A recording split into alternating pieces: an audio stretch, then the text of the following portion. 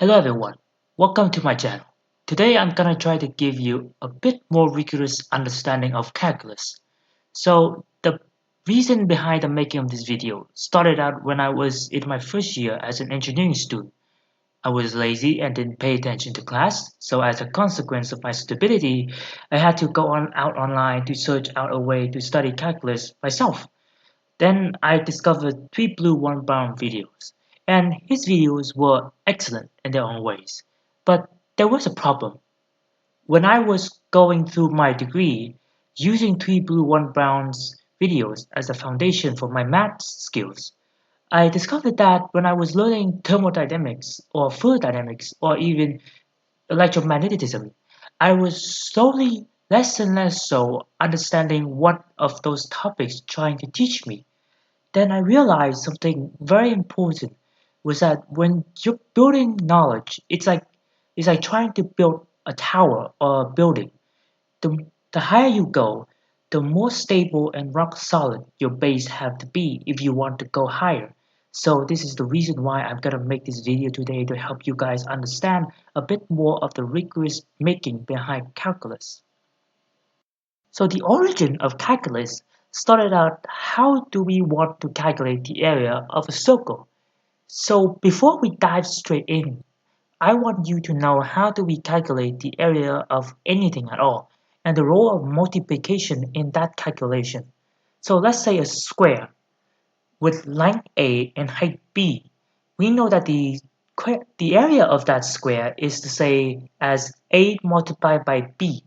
Let's plug in 3 multiplied by 3 for example. We know that algebraically it is the same as 3 plus 3 plus 3. But geometrically, it is actually three smaller squares that has length 1 and height 3 stacking right next together to make the larger square. So let's go back. You might be wondering, why am I telling you something so basically obvious that you already know? Well, this is how we calculate the area of anything at all, and this is what multiplication actually do. This is no exception even for the area of a circle. So what is actually happening when you see that multiplication sign in area of a circle is that we are using logic in order to derive the area of a circle into the area of a square that is made of straight lines.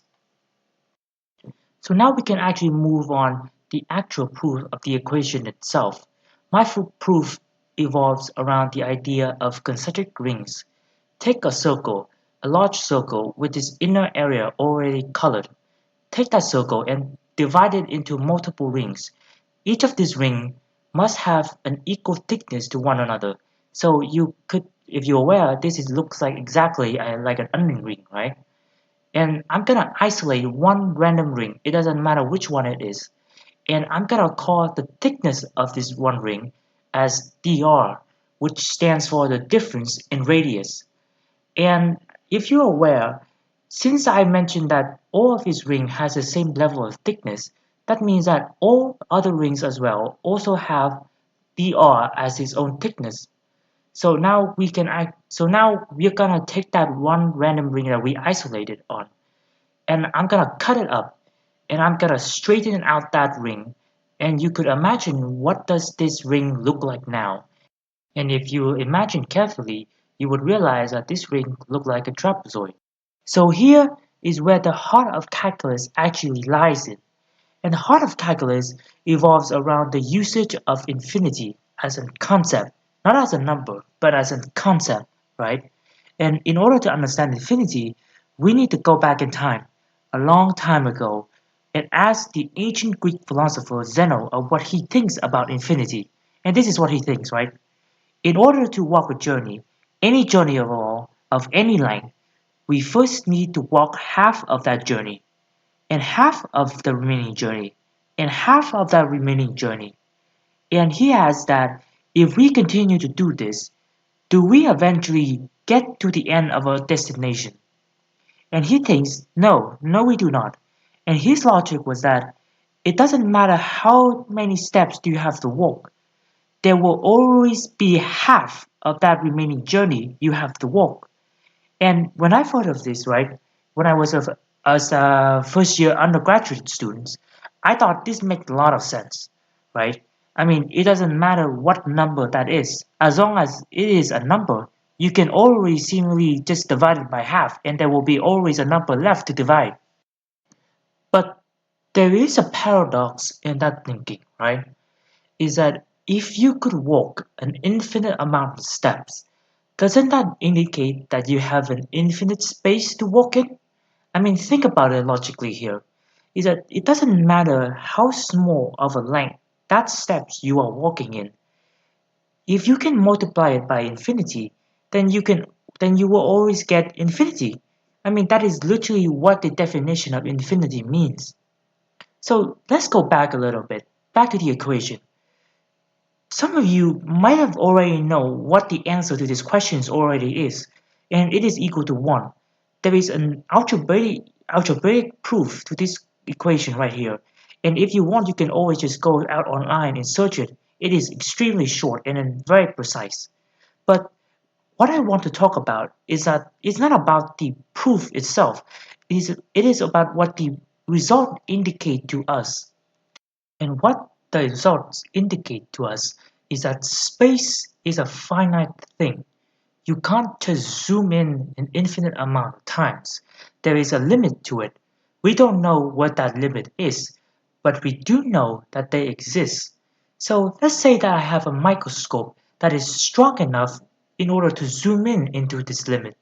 What will we see? How can we define it? And most importantly, how can we visualize it? Well, it isn't that difficult as you might think. Take a length, any length at all, and mark each of its ends as a point in space. Make that length approaches zero until a point that the distance between them becomes zero itself, and the result is 2 points physically touching one another. And that is the limit that I am trying to show you. I mean, think about the reason why that this logic works. If the distance between these 2 points becomes zero itself, then the length of these 2 points literally can't get any smaller.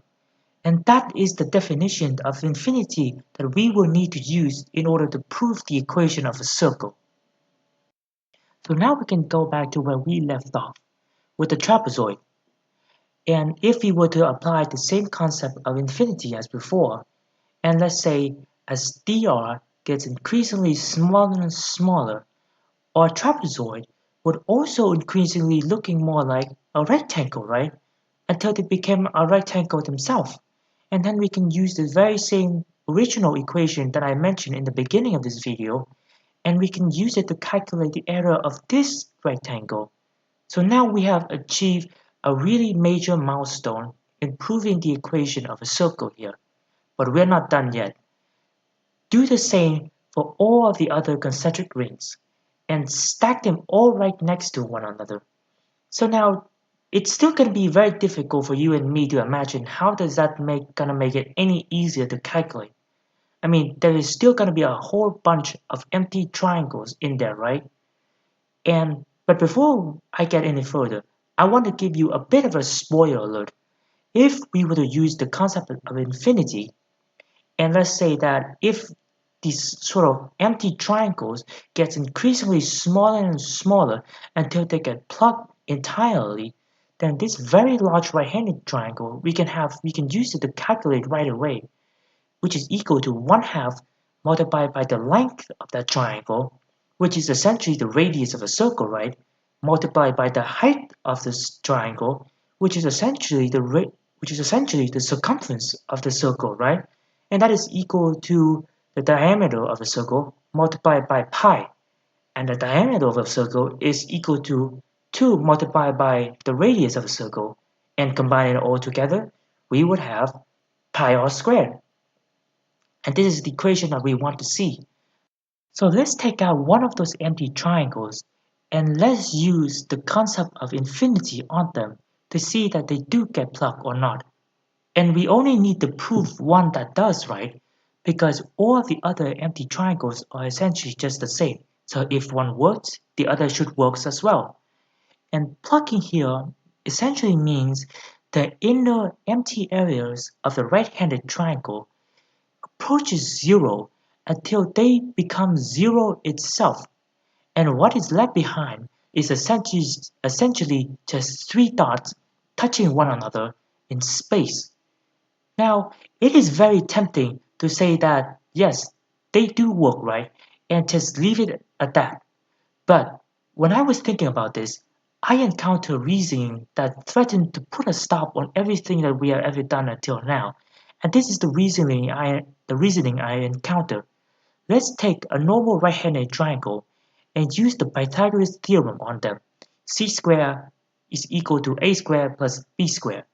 If a and b if a squared and b squared eventually getting smaller and smaller until they become essentially the smallest unit of length.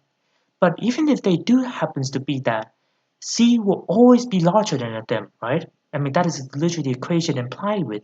But if c is larger than them, doesn't that indicate that c would never become the smallest unit of length as well? But if c doesn't become the smallest unit of length, then our triangles won't be close anymore, because in order for them to be close, all sides of that right-handed triangle must become the infinitesimal unit of length. I remember that I spent a few hours tinkering how to disprove this paradox. So let's just plug in Pythagoras' theorem for example and see what it actually does. A squared plus b squared is equal to c squared. I'm gonna replace now with I'm gonna replace a and b with dx because they are essentially just the same thing, right? So what does dx squared supposed to mean? Well, some of you are probably aware of is that dx is somewhere between 0 and 1. Well, they are a lot closer than 0 than they are to 1, of course, but what I'm trying to say is take 0.1. What is 0.1 squared? It is 0.001, and if you continue to do that, it only resulted in a number that is even smaller than themselves. They are approaching zero.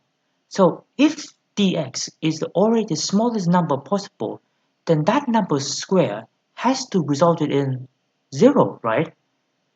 So you might be already wondering, so c is zero, but if c is zero, then this is not even a triangle at all. And that is where the paradox is actually wrong. Pythagoras' theorem only works for an actual triangle, and an actual triangle must have space between these 3 points. But what we're talking about is just simply three dots touching one another in space, and thus the paradox is wrong.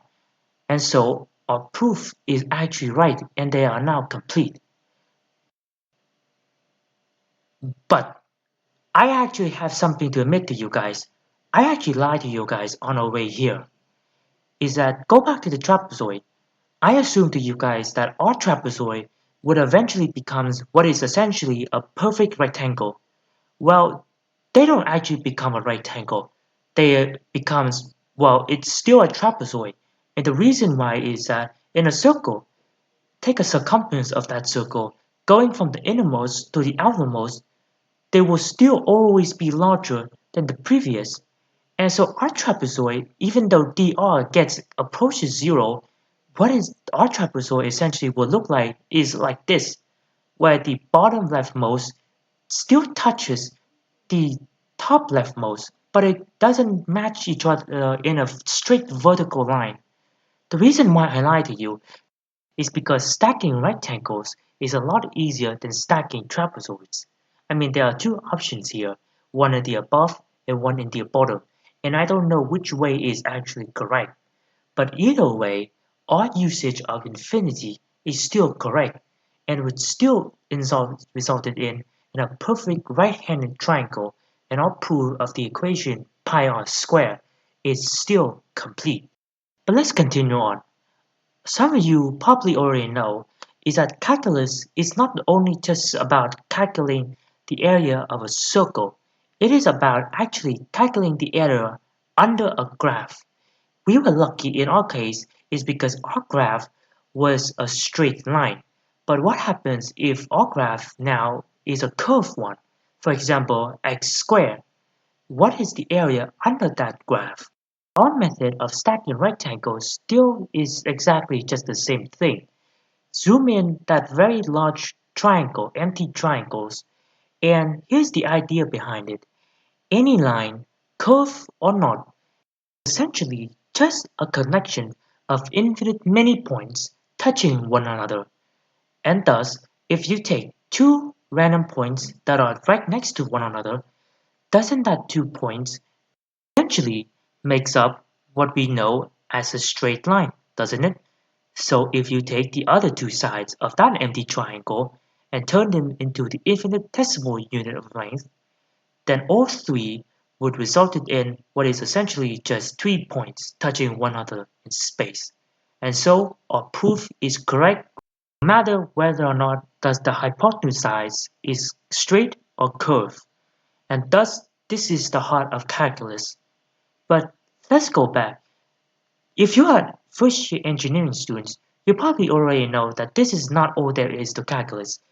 There is a lot more to it. There are Taylor series, limits, derivatives, chain rules, and hospital rules, and the what we just did before is essentially just integral. But I haven't talked out the reason why does our integral looks different than the integral that you learn in school.